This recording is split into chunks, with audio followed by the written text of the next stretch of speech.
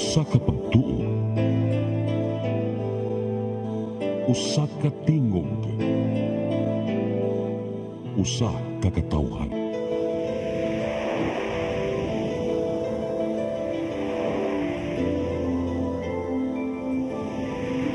Cebu Catholic Television Network.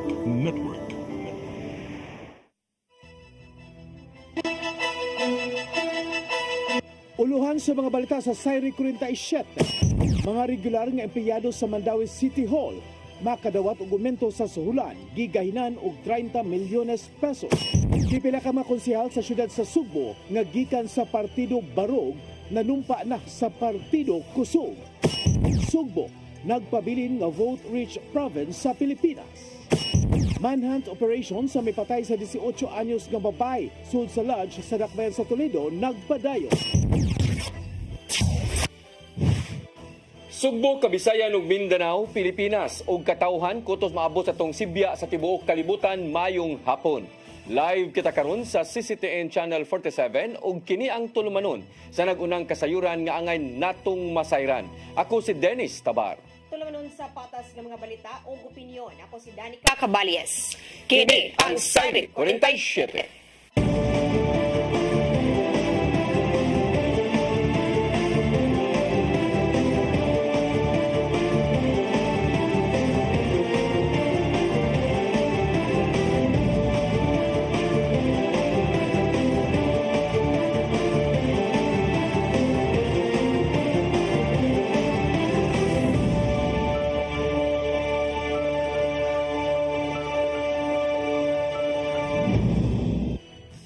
Ug karon sa kompletong detalye sa atong mga balita, nahukman sa Kapitolyo ug Maritime Industry Authority 7 nga minusan ang plitihan sa barko paingon sa isla sa Bantayan ug hangtod na sa 29 pesos.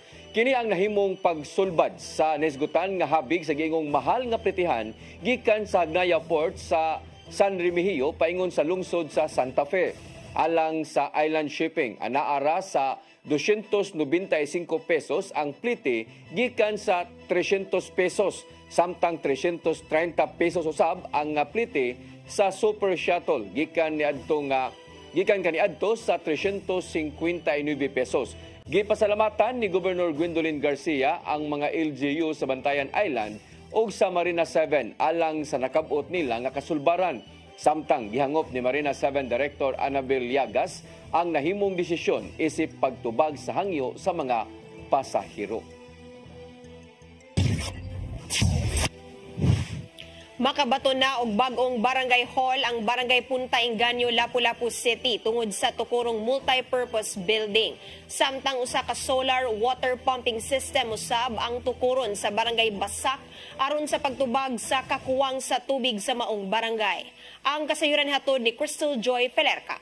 Makabato na og bag-ong barangay hall ang Barangay Punta Inganyo sa Dakbayan sa Lapu-Lapu tungod sa tukurong multipurpose building sa maong barangay. Niadtong Sabado, gipahigayon na ang groundbreaking niini nga gipasiugdahan ni Congresswoman Cindy Chan kauban ang mga representante sa Department of Public Works and Highways kun DPWH 6 District ug mga opisyales sa Dakbayan ug Barangay Punta Inganyo. Nitagana og 7 milyones pesos ang buhatan sa kongresista alang sa tukurong 1,762 square meters nga multipurpose building ug gikatakdang mahuman kini sud sa 133 calendar days. Matod sa kongresista nga ang mga barangay kasamtangang nag-antos sa gamay niining barangay hall ug isip usa sa malambuong barangay tungod sa mga dagkong resorts nga nahimutang sa among dapit nang inahanglan kini og mas dakong barangay hall alang sa ilang pagpanerbisyo. Samtang sa laing balita, sa susamang adlaw gihapon, gipahigayon usab ang groundbreaking sa tukurong solar water pumping system sa Barangay Basak. Gipasiugdahan gihapon kini sa kongresista, DPWH 6 District, uban ang mga opisyales sa Dakbayan ug sa Barangay Basak. Nitambong usab ang tingog party list regional chair sa Visayas nga si Happy Calatrava. Nagkantidad ang maong proyekto og 11.7 milyones. Matod sa kongresista nga ang maong proyekto tukuron aron sa pagtubag sa kakuwang sa tubig sa maong barangay. Magsilbi usab kining backup sa supply sa tubig sa Dakbayan ug galing makasinati og kakuwang sa oras sa katalagman. Crystal Joy Pelerca, CCTN News. Mukabat sa 30 milyones pesos ang gigahin alang sa salary increase sa mga regular nga mga empleyado sa Mandawi City Hall. Kini subay na sa Executive Order No. 64 ni Presidente Ferdinand Marcos Jr. nga pagpataas sa sweldo sa mga empleyado sa gobyerno. Ang kasayuran ihatod ni Mary Rose Sagarino. Napasar kaganinang buntag sa sesyon sa Konseho sa Syudad sa Mandawi ang ordinansa pagpatuman sa Local Budget Circular No. 160 nga gi-issue sa Department of Budget Management alang sa first tranche sa adjustment sa sweldo sa mga empleyado sa gobyerno. Kinisubay sa Executive Order No. 64 ni Presidente Ferdinand Bongbong Marcos Jr. niadtong Agosto 2 naglangkob sa civilian government personnel sa Executive, Legislative o Judicial Branch, Constitutional Commissions, Offices, Government-Owned and Controlled Operations o mga local government unit. Ni Conchel Marie Emeline Cortez Zafra, ang chairperson sa Committee on Budget and Finance, nga ang madawat sa mga empleyado sa first tranche ang salary differential tungod dadawat naman nila ang ilang sweldo. Nahatag naman ang August, so muhatag ta sa difference. Like sa September, karon kay nakahatag naman ta sa first half. Kung ma-release siya within the month, kanang naagihapon ta muhatag yapon sa difference gihapon. But by October, incorporated na siya sa iyahang sweldo. Kay nahatag naman good ang sweldo nato nila ba na-release naman siya.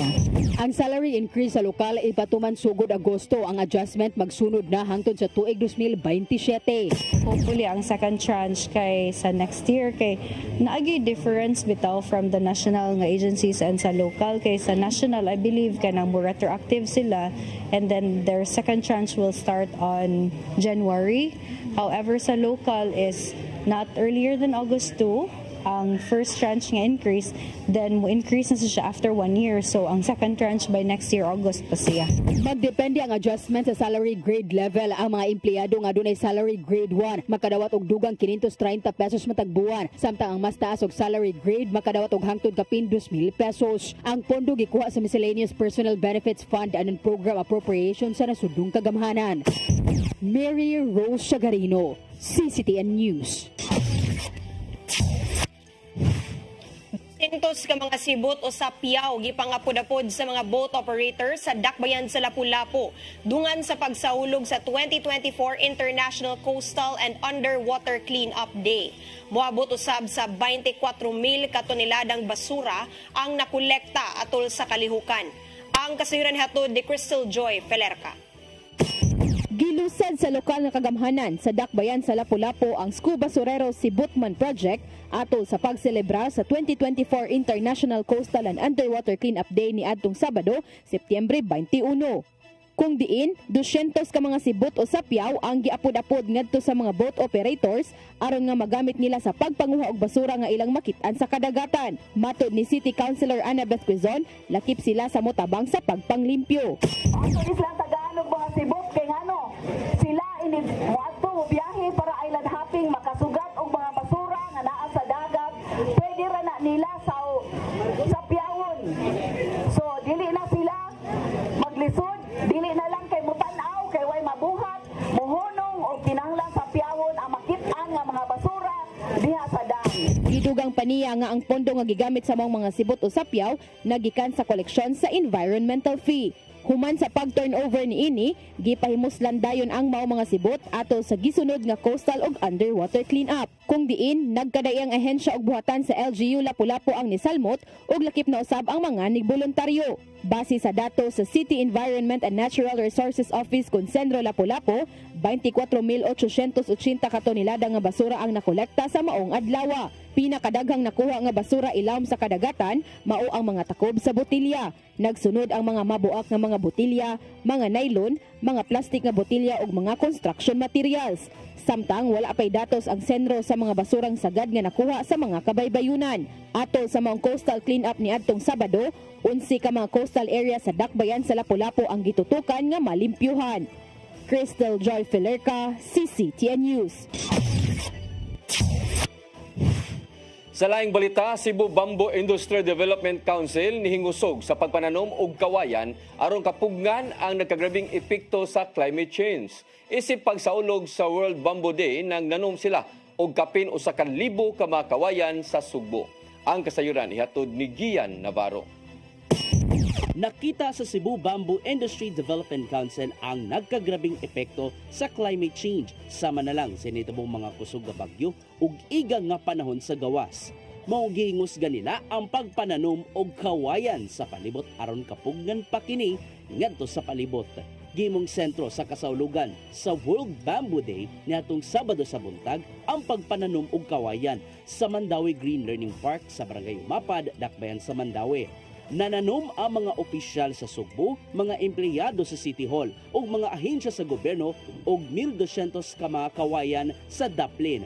Sumapa silang chairperson nga si Asturias Vice Mayor Benjo Labuca nga gituyo ang biofencing sa mong dapit aron maprotektahan pa ang dapit gikan sa kusog nga bagyo. But usab ning ipatuman ang biofencing sa ubang dapit sa Sugbo gamit ang kawayan. 2016, when we first initiated the project, naghimo taog biofencing project and it was very successful. Atong gisundan pag 2017, another biofencing project, maayo kayo, successful kayo, and we hope to duplicate that project diri sa Mandawi City. Misuporta usab sa mong kalihukan si Tuburan Mayor Aljun Diamante sa tingwa nga mapadayon usab ang maong inisyatiba ngadto sa ubang kalungsuran sa lalawigan. Ang nakalimot ko is paspas kayo, kamudako. Gani tanawan niyo dito atong Black Bamboo Tunnel. Gitanom na mo na niadtong September 1, 2021. So meaning 3 years pa lang, but karon ang usa ka puno nahimo ng 45 ato sa 50 ka buok. Dakong ang pasalamat sa mga opisyal sa Mandawi City nga gihimong host venue sa World Bamboo Day celebration ang ilang Green Learning Park. Kini aron mapadayon pa ang nasugdang pag-convert sa mong dapit isip hamugawing nga laaganan gikan sa kaniadtong labayanan sa basura. I really do have plans nga through of course the efforts sa council nga mahimo na gyud ni siya nga perpetual open space dinis Dakbayas Mandawi para ang generations to come will have sa a place to go, no? Gipalano ginuon sa mga kadakwan ang kamaynungdanon sa pagpananom og kawayan ngadto sa ubang LGU. Maong giawhag nila nga padayunon pa kini. Gawas ga nakahatag og panagang batok sa bagyo og nindot nga talan-awon sa palibot, nakahatag usab ang kawayan og panginabuhian sa ubang tao.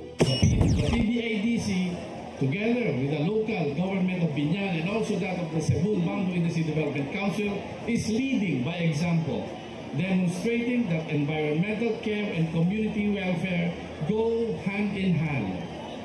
Ian Navarro, CCTN News.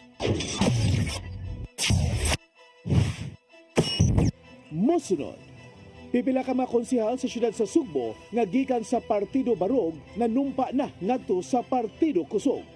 Kana og daghan pa mga balita sa pagbalik sa Sayre 47.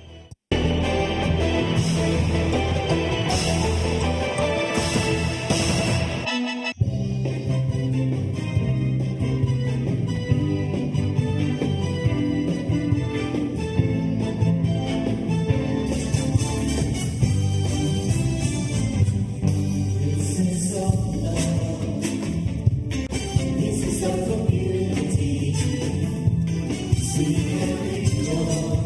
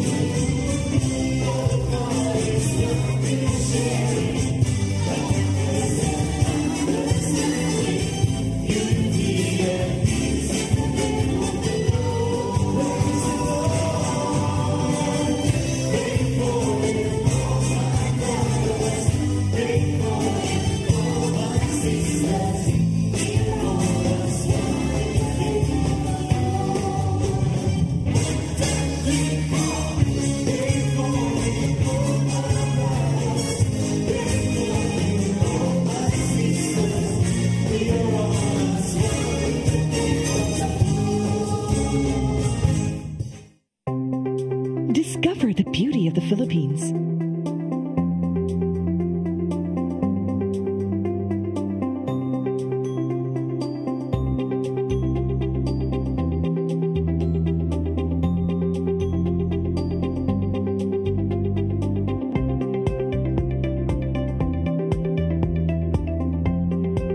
With Philippine Airlines, the country's flag carrier.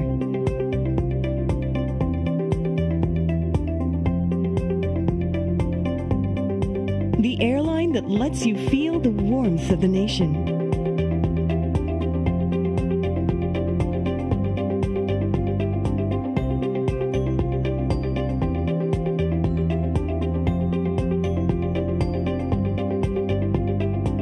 Mabuhay!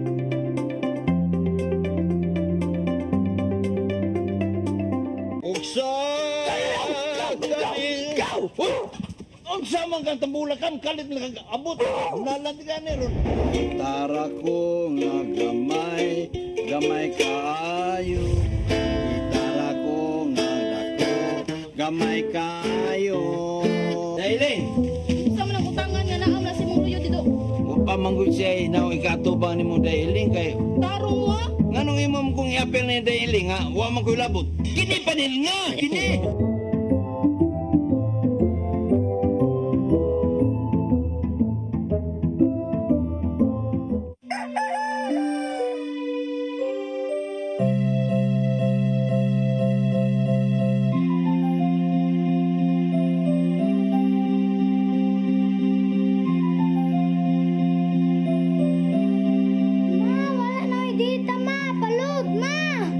Sorry ma'am, na-late ko.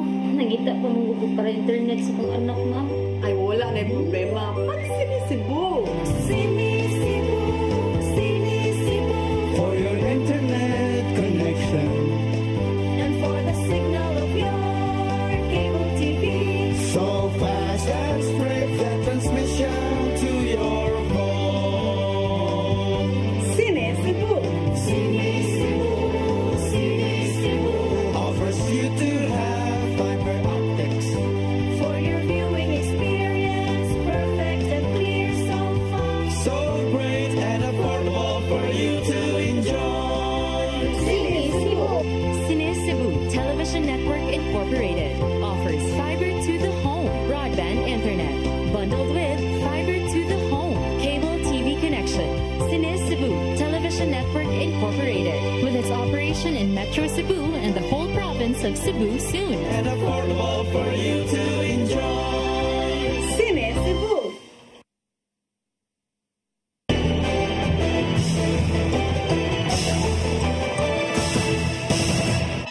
Balik sa ato mga balita, pipila ka mga konsehal nga kani kaalyado ni suspended Mayor Michael Rama nanumpa na ngadto sa partido ni kani Cebu City Mayor Alvin Garcia nga kusog.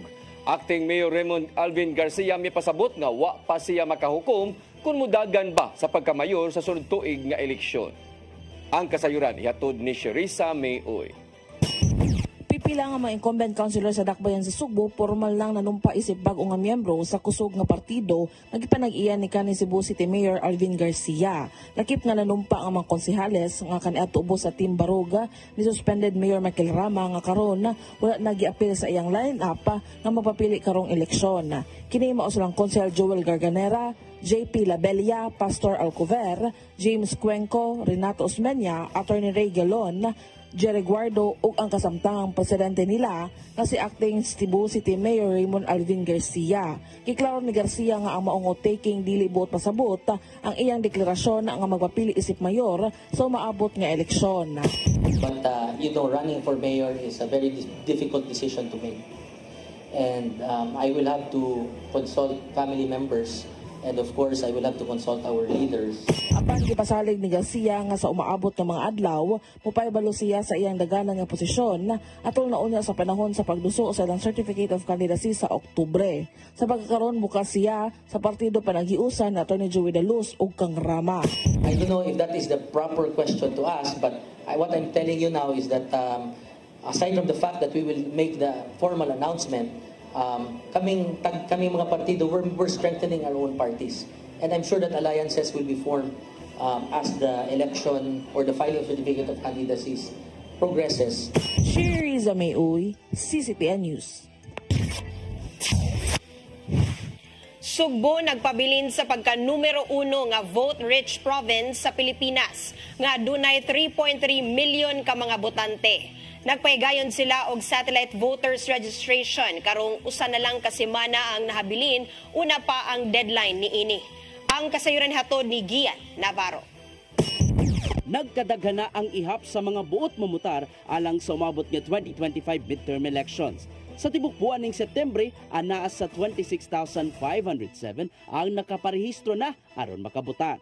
Sa mong ihap, dulan 9,000 ang mga first-time voters lukop lalawigan sa Sugbo. Samtang kapin 10,000 ka mga botante ang nakabalhin na ngari aron makabotar sunod tuig. Nakita ni Provincial Election Supervisor Attorney Marcel Sarno nga sagad sa mga nagpahimos tingting rehistro, mga first-time voters o transferees. Yung pangkuanan, moros maon na ginay ratio na to nga kuan. Na rehistro mo nay musaka dili kayo pod mo saka ang Nagpapili ng Sugbo isip numero 1 nga vote-rich provinces sa nasod. Base sa ERB hearing nitong Hulyo 15, ana-ana sa kapin 3.3 million ang mga botante tibok lalawigan sa Sugbo. Sa mong ihap, kapin 1.648 million ang mga lalaki, samtang 1.683 million usab ang mga babae. Karong nagkaduol na ang deadline sa voters registration, nagpahigayo na sila og satellite registration sa managlaing dapit. Nakigalayo na ang mga local COMELEC offices sa mga malls ug ubang hawan nga lugar aron maka-accommodate usab og mas daghang mga buot muapas sa voters registration. Ani kamutan namo nga maka-accommodate ni sa tanan.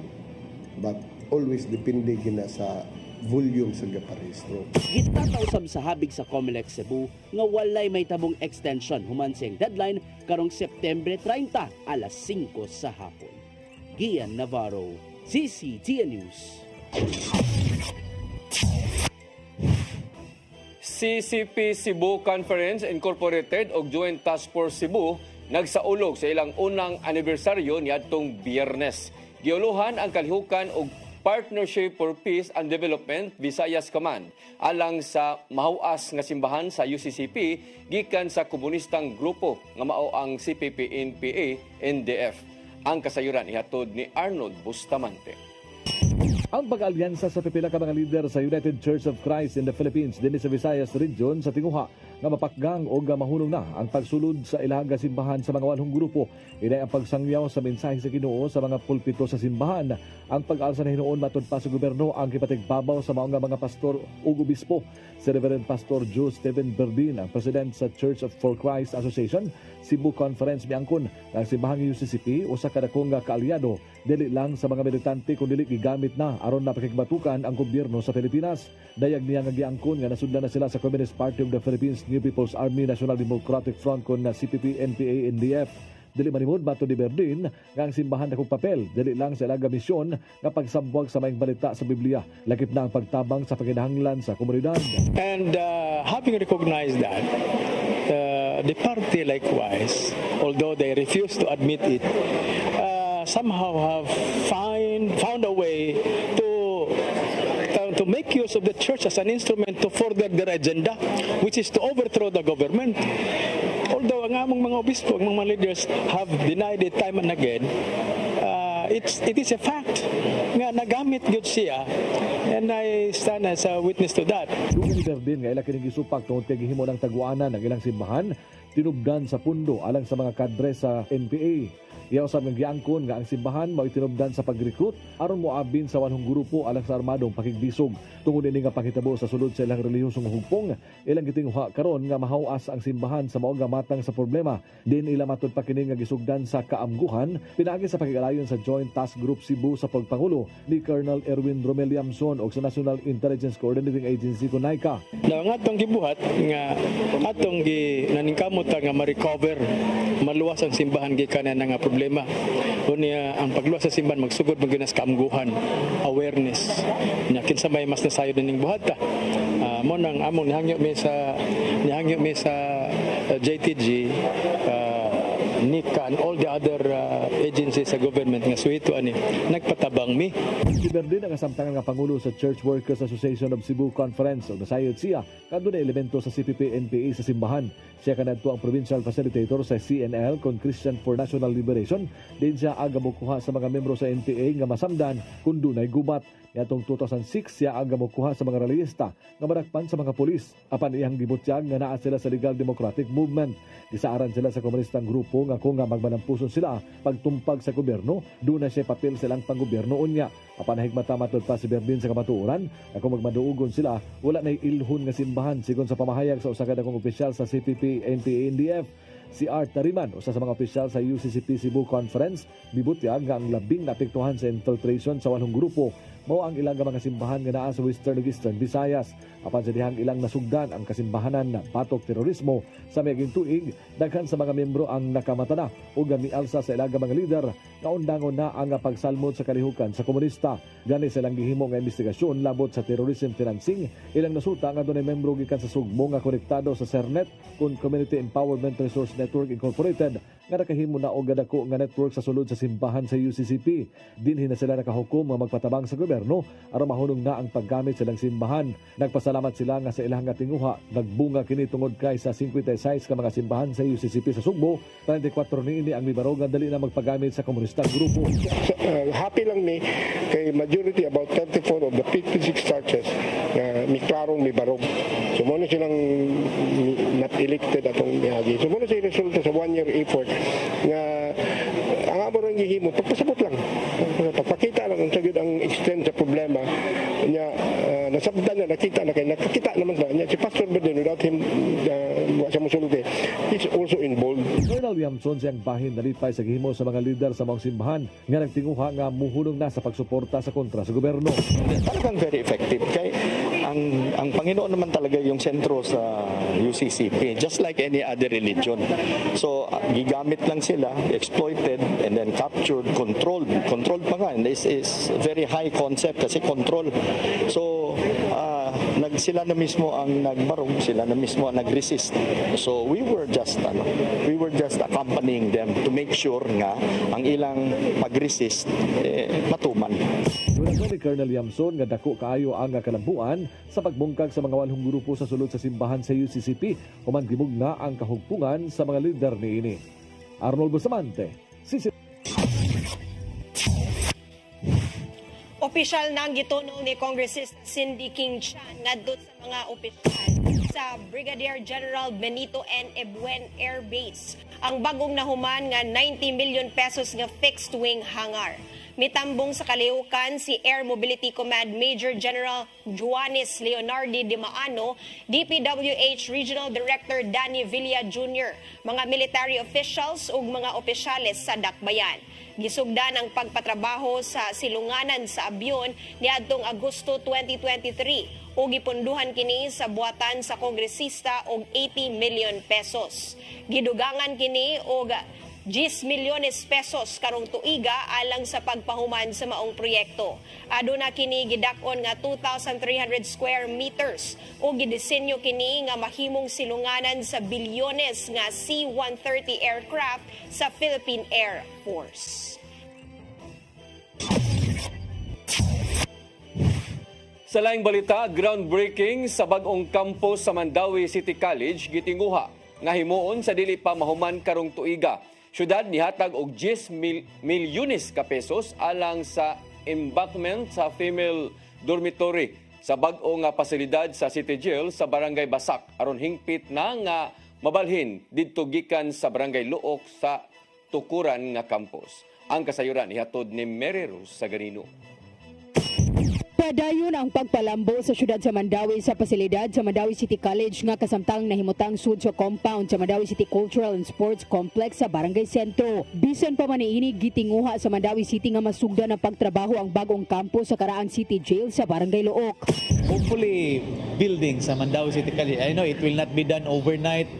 It needs more time but rest assured with Mayor's trust with education nga na naman tay lot nga gi-allocate anang Mandawi City College. Ipaabot na lang nga hingpit nga makabalhin ang female dormitory ngadto sa bagong Mandawi City Jail sa Barangay Basak. Matud ni Sanchez nga gawa sa pondo sa BJMP, nihatag usab ang syudad og 10 milyones pesos alang sa ilang embankment ngadto nga mao na lay kuwang sa pasilidad. Ang atong giampas man gyud is mabutan na dito kabalhinan. At least makaingon ko ba nga during my time as city councilor in Mandawi City, hapit na mamuma na kondomino, nalipay ko nga I can see the difference, I can see the progress. Di pa rin kamutan nga mapahigayon ang groundbreaking sa bagong kampo sa City College sa dili pa matapos ang tuig. Ang syudad ni tagana og 50 milyones pesos alang sa Phase 1 sa giplano nga 5-story building sa campus sa MCC. Mary Rose Chagarino, CCTN News.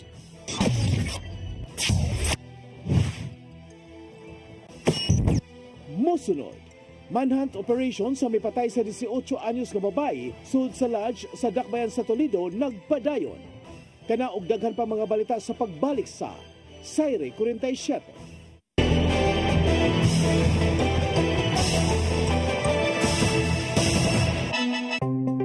Discover the beauty of the Philippines.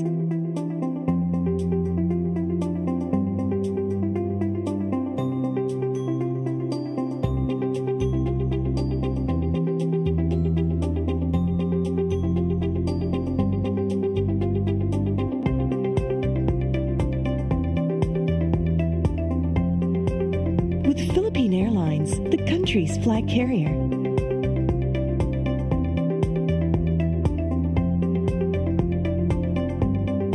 The airline that lets you feel the warmth of the nation.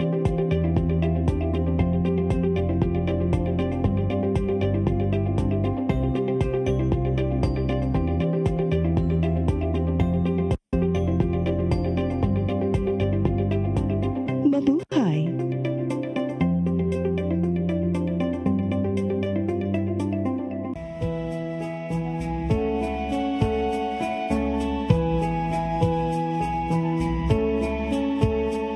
You're giving your all in His glory, touching each heart and soul by spreading His words and wonderful deeds that send forth His kingdom.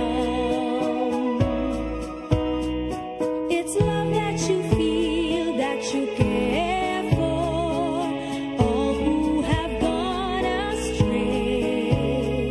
You show them the way that leads to His full of love. It's love in action, true love, faith in action.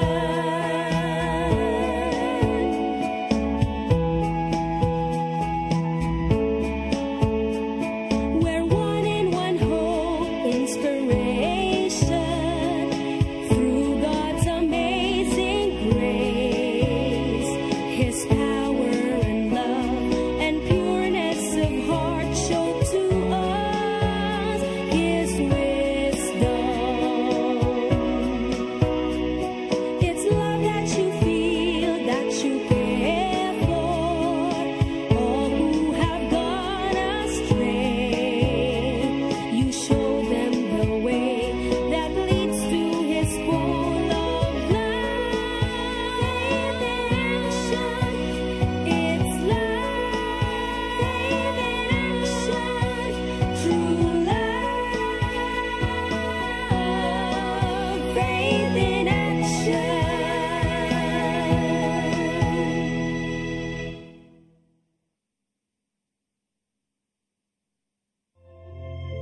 Ang kinabuhi, puno sa hagit.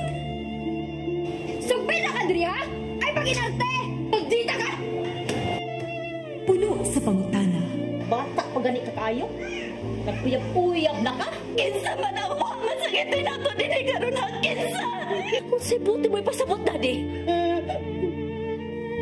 Puno sa luha. Pagpili pang ako nga imong anak o kana imong mga babae. Kasuko. Ano pa? Ano mo itang kali, Papa? Apan Bisan mangit-ngit pa ang imong kalibutan, aduna pa'y nagpahiping kahayag. Aduna ka pa'y kasumbungan. Mga laman, hanap na. Dear Tatay, Tunog na unlod na. Nganong handungan. Wailaing pagi aron masabtan nato ang Biblia. Kinahanglan nga doon natay relasyon kang Hesus. Hangtod sa layan natong panaguban, daghang salamat siya. Tunog na unlod na.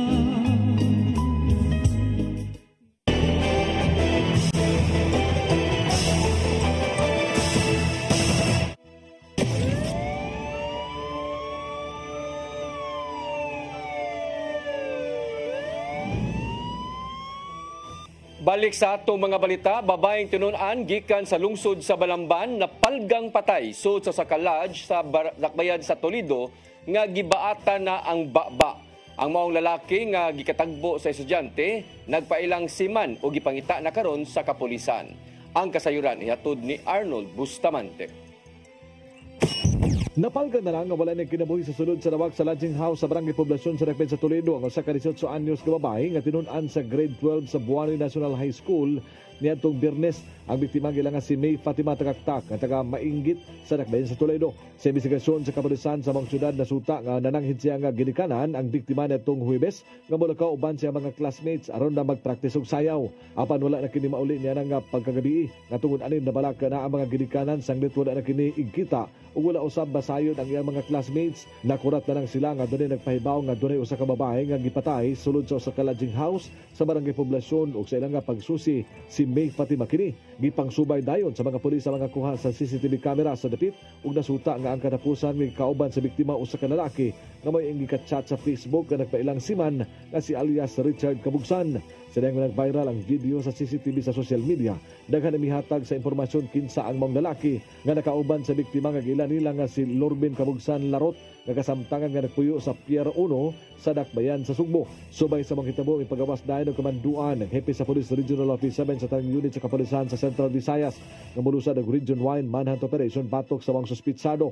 Mato ni Police Lieutenant Colonel Jerday Spilare, ang spokesperson ni Police Brigadier General Anthony Abirin, hepe sa kapulisan sa Central Visayas nga ilang gikondinar ang linuog nga pagpatay sa biktima. Gitingwa sa kapulisan nga madakpan sa labing dali nga panahon ng suspitsado. Tanang exit point sama sa mga pantalan sa Isla Sugbo gipang-monitor na o gipangpakatap na ang mga hulagway nini sa kapulisan aron kung kinsa aga makakita nini makareport dayon sa mga pulis.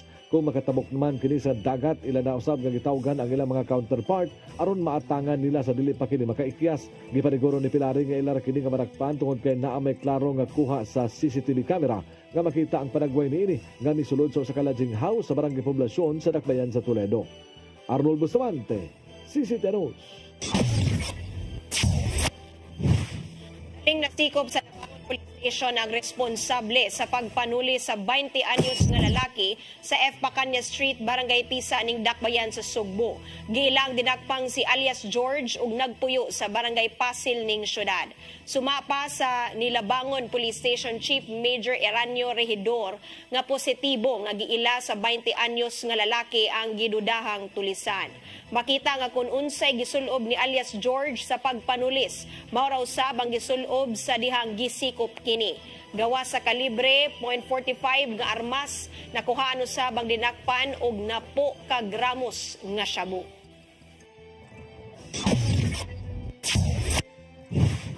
Pibox pipahimangno nga posibleng masubli ang pagbutos sa Canlaon Volcano sa Negros Island karong gipaubos na sa Alert Level 2.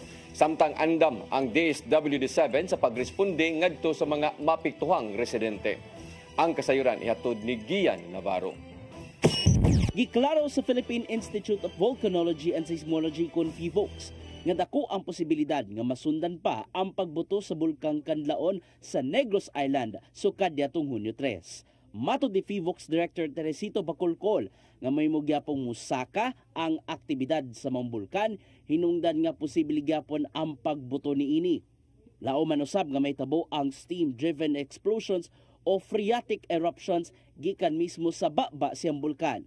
Taliwa nini nagpabilin sa alert level 2 ang bulkan o anaa sa state of increasing unrests. Sumapa silang bulletin nga gipagawas nitong kadlawon nga butda og 28 ang natalang volcanic earthquakes. Gitambagan sa FIVOX ang tanang mga nanimuyo o ubang mga tao nga digid busulod sa 4 km radius human gipaubos sa permanent danger zone. Subay na saugot kapag bantay, andam ang Department of Social Welfare and Development 7 aron pag-atiman sa mga maapektuhang residente. Gipaubos na sa simulation exercise ang ilang mga sakop dito sa Negros Oriental alang sa daling pagresponde kung galing mubutuman ang maong bulkan. Apil silang gipangandaman mao ang pag-deploy sila mga kaugbanan aron pagsalba sa mga residente ingon man ang pag-andam ug pagpahiluna sa evacuation center. Gian Navarro, CCTN News. Mao kadtong naglangkob sa atong mga balita sa Sayre 47, ako si Dennis Tabar. Ako si Danica Caballes, sangtod ugma sa inyong paboritong tulumanon. Sayre 47.